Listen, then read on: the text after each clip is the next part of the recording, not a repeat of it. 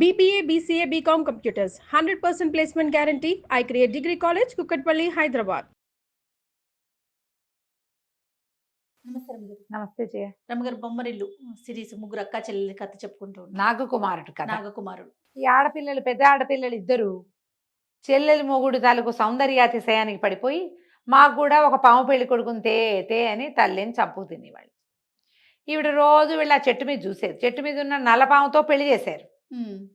ఇంకెవరూ దొరకట్లా. సరే ఈవిడ ఏమనుకుంది, సరేలే అడవిలో ఏవైనా పాములు కనపడతాయని పోయి అడవిలో చూడడం మొదలుపెట్టింది. ఒకనాడు ఈవిడికి ఒక పెద్ద కొండ చెలువు కనపడింది. అది ఒక మంచి బ్రహ్మాండమైన లేడిని భక్షించి ఉంది. ఆ లేళ్ళని వేటిని ఏదైనా మింగితే అది అరిగేదాకా అవి కదలవు. చెట్టుకు చుట్టుకుని ఉంటాయి కదా. చెట్టుకు చుట్టుకుని ఉంటాయి. చెట్టుకు చుట్టుకుని మాగన్నుగా ఉంది. ఈ పోయి, ఓ నాగరాజా, మా పెద్దమ్మాయిని ఇచ్చి పెళ్లి చేస్తాను, మా అమ్మాయిని పెళ్లి చేసుకో, మా ఆఖరి పిల్లని ఇంకో నాగకుమారుడికి ఇచ్చాం, వాళ్ళు ఎంతో హాయిగా ఉన్నారు, మీరు కూడా మా ఇంటికి వచ్చి హాయిగా ఉందరు కానీ అని అడిగింది. మాట్లాడలా కొండ చిలువ. ఈవిడేం చేస్తుంది, ఒక పెద్ద కర్రతోటి ఆ ముఖాన్ని కదిలిచ్చింది. కదిలిస్తే అది పట్టు తప్పి దబ్బమని నేల మీద పడింది. తలకాయ ఎత్తి అలా చూసి మళ్ళీ తల ఉంచేసింది. ఏమనుకుంది, ఇద్దరిలో ఉంది, ఎట్టాగొట్ట ఇంటికి తీసుకెళ్తే పెళ్లి చేసేసేసి అని ఆవిడేం చేసింది, పూలు ఏరుకోవడానికి పెద్ద తట్ట పెట్టుకుంటుంది. అతి కష్టం మీద ఒక కర్ర పుల్ల సాయంతో ఆ కొండసిలోని ఆ బుట్టలోకి ఎత్తుకుని మోసుకుపోయింది. మోసుకుపోయాక ఇంటికి వెళ్ళాక చూపిస్తే పెద్ద కూతురంది, అమ్మ మరే మా మరిదున్నాడే, ఆయన ఇంత సన్నగా ఉండి ఇంత బారుగా ఉన్నాడు, ఆయనే అంత అందగాడిగా తయారైతే ఇంతలా ఉండి ఇంత బారున్నాడు, ఈయన ఎంత అందగాడిగా తయారవుతాడు అని పెళ్లి చేసేవే అంది. ఇంకేముంది, పెళ్లి చేశారు తూతు మంత్రం. పెళ్ళైపోయింది. పెళ్ళైపోయాక సరే వీళ్ళు ఏం చేశారు, కాసిన పాలు పళ్ళు అన్నీ ఆ గదిలో పెట్టి ఈ పిల్లని గదిలోకి పంపించి ఈ పాము ఉన్న బుట్టను కూడా గదిలో పెట్టారు. సేమ్ డిటో పాతది ఎలా జరిగిందో అలాగే చేశారు. తర్వాత ఈ పిల్ల నిద్రపోయింది. పడుకో నీ దారి నువ్వని చెప్పారు. నిద్రపోయింది. అది బాగా తినేసింది. పెళ్ళని సంతోషంగా ఉంది కదా. తెల్లవారుతూ ఉండగా ఆ పావు తక్కువ 5 అలా అవుతూ ఉండగా పిల్లకి మెలకు వచ్చింది. చూస్తే ఆ బుట్టలో ఉండాల్సిన పాము పెళ్లి కొడుకు పైకి లేచి అటు ఇటు గదంతా తిరిగి ఇక్కడ ఆహార పదార్థం ఒకటి పడుకుని కనపడుతోందిగా, దాని కాళ్ళ వైపు నుంచి మింగటం మొదలుపెట్టింది ఆ పాము.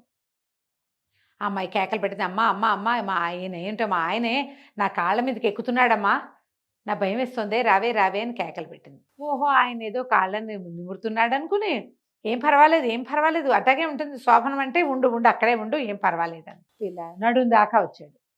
అమ్మాయి పామే కొండ చిలువ మింగేస్తోంది అమ్మాయిని. సగం నడుం దాకా వస్తే, అమ్మాయి నా నడు మీదకి ఎక్కాడే, నా భయం వేస్తుంది, రావే అని ఎన్ని కేకలు పెట్టినా తల్లి పిచ్చి మొహంది, దీనికి ఏం తెలీదు, చిన్నపిల్లే తెలివైంది, ఇది దత్తమలాగా ఉంది, ఇంత పెరిగింది కానీ అని తల్లి చిన్న కూతురునేమో నువ్వు పడుకో ఎటకే కేకలేస్తుంది వినిపించుకోవద్దని ఆ చిన్నపిల్లని కేకలేస్తుంది, తన దారిని తను పడుకుంది. ఈ పాము మింగేస్తుంటే పిల్ల చావు కేకలు పెట్టింది కానీ వాళ్ళమ్మ అవన్నీ గావు కేకలుగా భావించి ఊరుకుంది. తెల్లారిపోయింది. ఇది ఎప్పుడు జరిగింది, పావు తక్కువ 5కి మొదలుపెట్టింది, 6:6 అయ్యేసరికి దీని కథ సమాప్తం అయిపోయింది. వీళ్ళు తెల్లారిందిగా అని చెప్పి తల్లి పిల్ల ఇద్దరు తలుపులు దోసుకొని లోపలికి వచ్చారు. లోపలికి వచ్చి చూస్తే ఏముంది, ఇంతలా ఉన్న సర్పం ఉంది అక్కడ. కొండసిలువ మంచం మీదే ఉంది అట్టగే. అర్థం కాల. పెద్దమ్మాయి ఏది మళ్ళీ అన్నారు, మళ్ళీ లేదు గిల్లి లేదు, ఎక్కడ ఏమీ సౌండ్ లేదు. అయితే రెండో కూతురుంది, అమ్మ మళ్ళీ ఇది పాము పెళ్ళికొడుకు పొట్టలో ఉన్నట్టుందే, చూడొచ్చు, దాని షేప్లోనే ఉంది ఈ పాము, సరిగ్గా అదే ఆకారంలో కనపడుతుంది. అడిలిపోయింది ఆవిడ.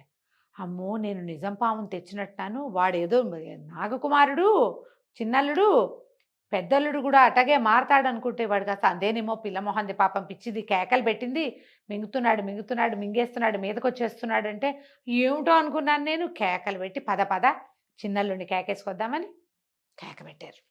కొంచెం అవతలగా ఇల్లు తీసుకుని ఉన్నారు సిరిమల్లి నాగకుమారుడు ఇద్దరు. కేకలు పెట్టేసరికి పరిగెత్తుకుంటూ వచ్చారు. వచ్చి చూస్తే ఇంకేముంది, పెద్ద కొండ చిలువ, దాని ఒంట్లో ఈ అమ్మాయి ఉన్నారు. అక్కడి నుంచి ఏం చేయాలంటే బతికే ఉంది అక్క బతికే ఉందే చేతులు కదులుతున్నాయే అని చిన్నపిల్ల గోల పెట్టేసింది. చిన్నపిల్లలిద్దరికీ తెలిసిపోయింది. లోపల ఉన్నది అది చచ్చిపోరు కదా, మింగేస్తుంది పాము. అదేం చేస్తుంది, ఇది జీర్ణం అవ్వడానికి ఓ చెట్టుకో దేనికో చుట్టేసుకుంటుంది. ఆ లోపలికి చేరిన వాళ్ళ ఎముకలు అవన్నీ పటపటలాడిపోతాయి, బతికే ఉంటారు. కేకలు పెట్టేసరికల్లా చూస్తారేమండి దీని పొట్ట చీరేసేయండి, అక్కయ్య బయటకు వస్తుంది అని చెప్పింది సిరిమల్లి. అల్లుడు అల్లుడు చేయనైనా, నువ్వు బలశాలివి, ఒక పాము ఈ పాముని చీరేనాయన అంటే వాడు కంగారు పడ్డాడు. అయ్యో అలా చేయకూడదండి, ఎవరినైనా పిలవండి అన్నాడు.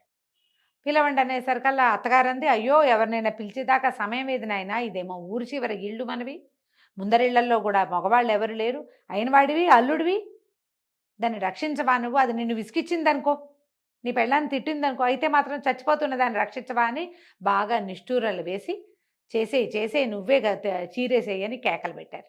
ఈ సిరిమల్లె కూడా భర్తని, అదేంటండి చూస్తూ ఊరుకుంటారు, అక్కయ్య చచ్చిపోతుందండి అని అది ఏడ్చి వలవలా చేయండి బావుని చీరేసేయండి అని బలవంత పెట్టేసింది. తనకి ఇంకేం దారి లేక ఏం చేశాడు, ఒక గొడ్డలు లాంటిది బట్టి ఆ పాముని చీరేసాడు. చీరేయంగానే పాము ఇట్లా విడిపోయింది. లోపల నుంచి అమ్మాయి కాస్త బయటపడింది. పైగా ఈ పాముకి లోపలంతా జిగట నెత్తురు దాని ఉంటాయి కదా, అదే పైగా కొంత విషం ఉంటుందట. అది అయోమయంగా గతరబిత్తరగా అయిపోతూ ఉన్న ఆ పెద్ద పిల్లని చూసుకుంటున్నారు తల్లిను రెండో కూతురు. ఇంతలో ఇతను ఈ అమ్మాయి సిరిమల్లి భర్తని, ఏమండి పర్వాలేదు కదా అంటే, పర్వాలేదు కానీ మళ్ళీ ఇంకా నేను నీకు ఇంకా కనపడను, ఈ పని చేయకూడదు అని చెప్పి చూస్తూ ఉండగానే పొడుగ్గా చక్క తెల్లగా అందంగా ఉండేవాడు నల్ల పాముగా మారిపోయి పక్కుంటూ వెళ్ళిపోయాడు. పిల్ల నిర్ఘాంతపోయింది. ఎప్పుడైతే భర్త పాము రూపంలోకి వచ్చాడో హడలొచ్చేసింది దానికి. ఇంకా నేను నీకు కనపడ్ను అని కూడా అన్నాడుగా. ఒక 6 నెలలుగా చక్కగా కలిసి కాపురం చేస్తున్నారు ముచ్చటగా. ఇక అమ్మాయి పాము వెనకాలబడి పరిగెత్తేసింది.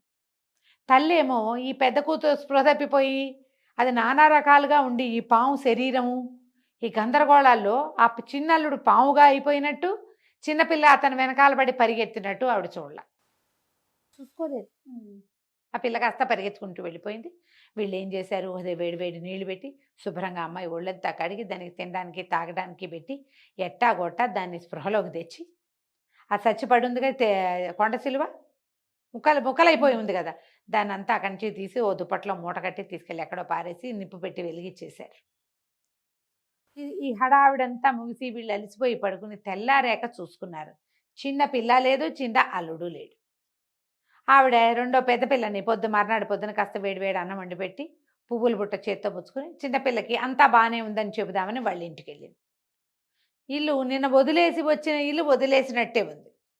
వాకిలి ఊరికే గొళ్ళెం పెట్టి, ఇంట్లో మనిషి మసలేని దారి లేదు. మా అమ్మాయి ఏదైనా అడిగితే నేను పొద్దున మీ ఇంటికి వచ్చారుగా అన్నారు పక్కింటి వాళ్ళు. నిన్నొచ్చింది, ఇవాళకి లేదు. ఆవిడ కూతురు కోసం అటు ఇటు వెతికింది. అల్లుడేమయ్యాడో కూతురు తెలియలా. అసలు ఆ సమయంలో ఏం జరిగిందో వాళ్ళకి తెలియదు. ఈ పిల్ల ఏం చేసింది, సిరిమల్లి ఆ పాము వెనకాల పడిపోయింది. ఆ పాము ఏ పక్కకి వెళ్తే ఆ పక్కకి వెళ్ళి ఒక అడవిలోకి పోయింది. ఓ చెట్టు కింద పడుకుంటే దానికి కల వచ్చింది. భర్త కాసేపు మనిషి మొహంలాగా, కాసేపు పాము మొహంలాగా కనపడుతున్నాడు. నువ్వు ఇంటికి వెళ్ళిపో, వేరే వివాహం చేసుకో, ఇంకా నీకు నాకు చెల్లు, మనకి ఏ దారి లేదు, ఇంకా నేను మామూలు రూపం రాదు నాకు, నువ్వు ఇంటికి వెళ్ళిపో అని చెప్తున్నాడు. పిల్ల లేచి ఏడ్చుకుంటూ కూర్చున్నాక అప్పుడు దానికి తెలిసింది తను ఎక్కడున్నాను అని చూసుకుంటే ఒక నది ఒడ్డున ఉన్నది తను. అక్కడంతా నదికి అది కూడా నది పాయ అనమాట, చాలా పెద్దది కాదు, దాటి వెళ్ళచ్చు. ఆ నది అవతల భాగం మెత్తటి నేలగా కనపడుతుంది. బోలెడన్ని పుట్టలు ఉన్నాయి అక్కడ. ఎన్ని పుట్టలో ఆ నదీ పరివాహక ప్రాంతాల్లో ఉన్నాయి.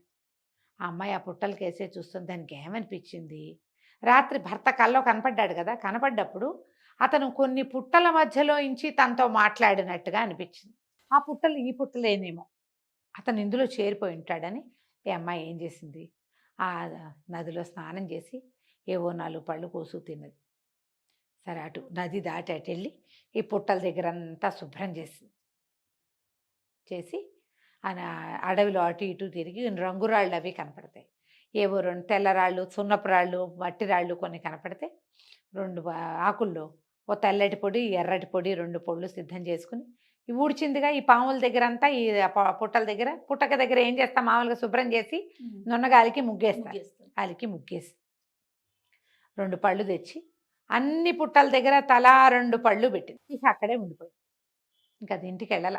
తల్లి రోజు వస్తూనే ఉంది, కూతురు వచ్చిందేమని. కూతురు లేదు, అల్లుడు లేడు. ఈ పిల్ల రోజుల తరబడి అక్కడే ఉండిపోయింది. ఆ అడవిలో ఉన్న పళ్ళేవో కోసు తినేది, చెరువుకి ఈ నదికి అవతల వైపు ఉన్న పెద్ద చెట్టు కింద పడుకునేది, చెంగుపరుచుకు పడుకునేది. ఆ చీర ఒక చీర కట్టుకొచ్చింది కదా ఇక్కడికి, చీరను 2 ముక్కలు చేసుకుంది. ఓ ముక్క ఆరేసేది, 2వ ముక్క కట్టుకునేది. మానవ మాతృడు లేడు అక్కడ.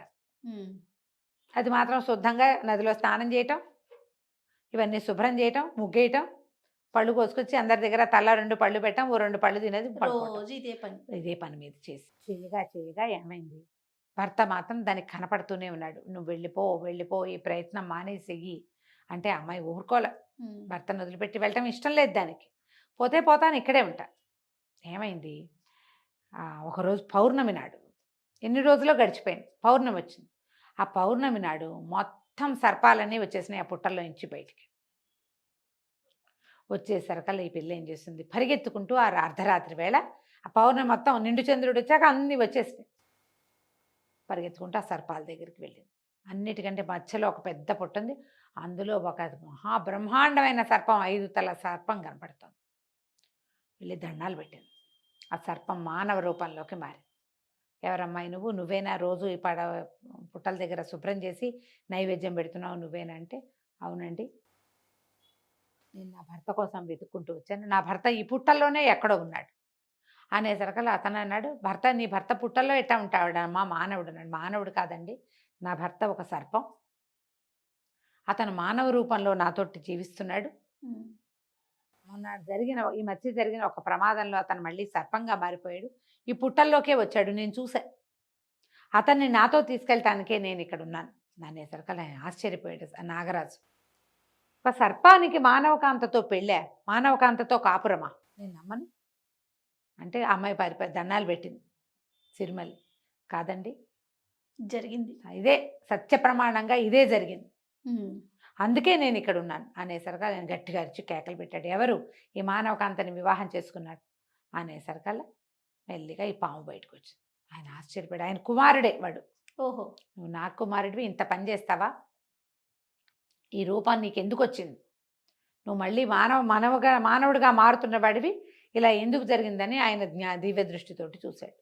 ఒక సర్పం తన స్వజాతి వాడిని చంపకూడదు, ఆ స్వజాతిని చంపటం, ఆ కొండ శిలువని చంపటం వల్లే ఇతనికి రూపం మార్చుకునే శక్తి పోయింది అనేసరికి ఈ పిల్ల లబలబా ఏడ్చింది. ఆయన తెగ తిట్టిపోసాడు. పావులన్నీ ఫూత్కారాలు చేసినాయి. ఎందుకు, తమ జాతి వాడే చంపినందుకు, వాడు తమ రాజకుమారుడైనందుకు అన్నీ అరిచి కేకలు పెట్టినాయి. తిట్టారు కొంతమంది. రాజు కూడా గట్టిగా కేకలేశాడు, నాగరాజు కూడా. ఆ అమ్మాయి పరిపరి విధాల దండాలు పెట్టింది. ఏం తప్పేం లేదు, ఆయన నేను చేయకూడదు, ఎవరినైనా పిలవండి అన్నాడు, ఆ పరిస్థితిలో మా అక్కయ్య చనిపోతుందని మేమే ఇతన్ని బలవంతం చేసాం అనేసరికి ఆయన అన్నాడు, సరే ఇప్పుడు నీకేం కావాలి, నువ్వు ఇన్ని రోజులు పూజ చేసావు, నీకేం కావాలంటే నాకు నా భర్తని ఇచ్చేయండి చాలు అనేసరికి ఆయన అన్నాడు, నీకు కూడా ఈ అమ్మాయి కావాలా అని అడిగాడు. కావాలి, ఆమెతో చాలా సౌఖ్యంగా ఉన్నాను నేను, రోజు ఆ ముసలావిడ వెనకాల వాళ్ళ ఇంటికి వెళ్ళి ఈ అమ్మాయిల్ని చూసే పెళ్లి చేసుకోవాలనుకున్నాడు ఆ పాము. వీళ్ళలో ఎవరో ఒకళ్ళైనా కావాలనుకున్నా, చిన్నపిల్ల మంచిది, తనే దక్కింది. నాగరాజు అన్నాడు, సరే నువ్వు మానవుడిగా మారచ్చు, కానీ నీకు సర్పాలకు సంబంధించిన ఏ శక్తులు లేవు, ఇక నీకు బంగారము వజ్రాలు మణులు దొరకవు. మానవులు ఏం ఉద్యోగం ఏం వ్యాపారం చేసుకుని ఎలా బతుకుతారో నువ్వు మనిషిగానే బతకాలి, నీ వల్ల కుమారులు కలుగుతారు, నువ్వు చనిపోయాకే నీకు మళ్ళీ నాగజాతిలోకి ప్రవేశం, మనిషిగా ఉన్నన్నాళ్ళు నువ్వు ఉండవలసిందే అంటే నాకు అంగీకారమైన అన్నాడు. ఈ సిరిమల్లి కూడా ఒప్పుకుంది, నా భర్త నాతో ఉంటే చాలు. దాంతో ఆయన ఒప్పుకొని ఈ నాగకుమారుణ్ణి మనిషిగా చేసాడు. ఈ మనిషిగా మారిన నాగకుమారుడు సిరిమల్లి కలిసి ఈ సర్పాలందరికీ అన్ని రకాల దండాలు పెట్టి ఆ ప్రాంతం వదిలేసి ఇంటికి వచ్చాక ఇక ఎప్పుడూ వాళ్ళ అక్కయ్యల దగ్గరికి అతను వెళ్ళనిచ్చేవాడు కాదు, మన దారిని మనం ఉందామని. అయితే వీళ్ళ దగ్గర అప్పటికే బోళ్ళంత వెండి బంగారము వజ్రాలు అన్నీ ఉన్నాయి కదా, అవి ఒక్కొక్కటి అమ్ముకుని హాయిగా ఉండేవాళ్ళు. ఉండగా కొన్నాళ్ళకి సిరిమల్లి గర్భవతి అయింది. అప్పుడు కూడా ఇతను వాళ్ళ ఇంటికి పంపల, వాళ్ళ అమ్మని వచ్చి ఇక్కడ ఉండమనేవాడు. మీ పెద్ద అమ్మాయిలు ఇద్దరిని మా ఇంటికి రానివ్వద్దు, ఉమ్. తిడతారు వాళ్ళు అని చెప్పి అనేసరికి సరే ముసలావిడే రోజు వచ్చేది, ఈ చిన్న కూతురుని చూసుకునేది, ఒక మనిషిని సహాయంగా పెట్టుకున్నారు, మనిషి సాయం ఉండేది, ఉన్నారు. ఉండగా ఈ సిరిమల్లకి నెలల నుండి ఒక చక్కటి పిల్లాడు పుట్టాడు. పిల్లాడిని చూసుకునేవాళ్ళు. అయితే ఈ పిల్లవాడు నన్ను పుట్టడము, ఇతను ఏమీ లేదుగా, వీళ్ళ దగ్గర ఉన్నవన్నీ వాడుకుంటూ పిల్లాడికి 6-8 నెలల వయసు వచ్చాక వీళ్ళ దగ్గర ఉన్న బంగారం వజ్రాలు అన్నీ అయిపోయినాయి. అయితే ఇతను ఏమన్నాడు, మానవ సహజమైనది ఏదైనా చేసుకోవాలి, ఇంకా మనకి డబ్బులు రావు ఎక్కడి నుంచి, ఏదైనా వ్యాపారం చేస్తాను నేను అని అన్నాడు. సరేనంటే ఆ ఊళ్ళో ఈ వ్యాపారాలు చేసే వాళ్ళలో కొంతమందితోటి ఇతనికి స్నేహం కుదిరింది. ఎందుకంటే తన దగ్గర ఉన్న మణులు వాళ్ళ దగ్గరే అమ్మేవాడు. వాళ్ళు ఏదో వ్యాపార నిమిత్తం ఓడ మీద మేము వెళ్తున్నామని చెప్పారు. చెప్తే ఇతను అన్నాడు, నాకు కూడా కొంత పెట్టుబడి పెట్టండి, నేను కూడా మీతో వ్యాపారానికి వస్తాను, ఇంటికి సంపాదించుకుని వస్తే నా భార్య పిల్లవాడిని చూసుకోవడానికి నాకు ఇబ్బంది ఉండదంటే, వాళ్ళు మాతో రా, మేము పడవ మీద వెళ్తున్నాము, ఓడలు వేస్తున్నారు అక్కడి నుంచి. సరే ఇతను ఏం చేశాడు, 3 నెలల సమయం పడుతుంది, 3 నెలలకి నేను వస్తా, నేను వచ్చేదాకా నువ్వు పిల్లాన్ని పెట్టుకుని ఉండు, పొరపాటును కూడా మీ అమ్మగారింటికి వెళ్ళొద్దు, నువ్వు ఇంట్లోనే ఉండని 3 నెలలకి సరిపడా సరుకులన్నీ అమర్చి వెళ్ళాడు. భార్యని పిల్లాన్ని ఇంట్లో పెట్టి వెళ్ళాడు. ఇతను నాగకుమారుడు వ్యాపారానికి వెళ్ళాక ఈ సిరిమల్లెకి ఏం జరిగిందో మనం వచ్చే భాగంలో తెలుసుకుందాం. తప్పకుండా. నమస్తే.